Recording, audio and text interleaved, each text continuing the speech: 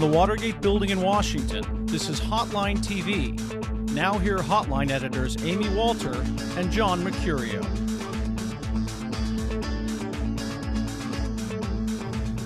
Welcome back to another week of Hotline TV, everybody. I'm John Mercurio. And I'm Amy Walter. Well, tomorrow's Potomac primary looks like it's going to turn out to be a Potomac pounding. I heard that. Polls in Maryland, Virginia show Obama way ahead.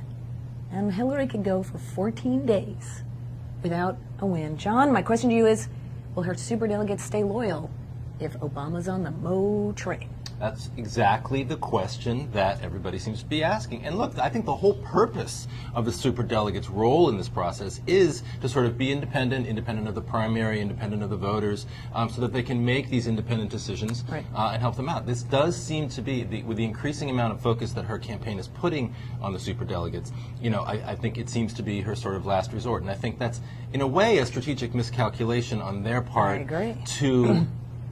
To be talking openly, or she's not, but for her campaign to be talking openly about reaching out to the delegates, about the fact that Chelsea and Bill Clinton are making these calls to these important members of the party, because what it tells the voter in a state like Virginia or Maryland or D.C. or Wisconsin or Ohio or Texas is that we're already prepared to ignore your voice. And that's not necessarily what she's saying, but it implies that we're already prepared to ignore you, and we're looking towards the sort of party insiders that we've known since the 90s and the 80s that are going to help us win the presidency. And that's exactly the point of Barack Obama's message. Right.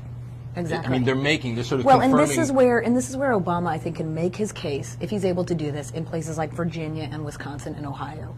It's not just winning those places, but it's where he wins them. If he's able to show that, look, I'm getting a broader segment of the vote. Right. Not just, I mean, right now they're still in their little silos, Hillary with white women, people making under $50,000, Obama with well-educated voters and African Americans. But I think in places like Virginia, like Wisconsin, where you have to be able to have a suburban and a rural and an urban strategy. Sure.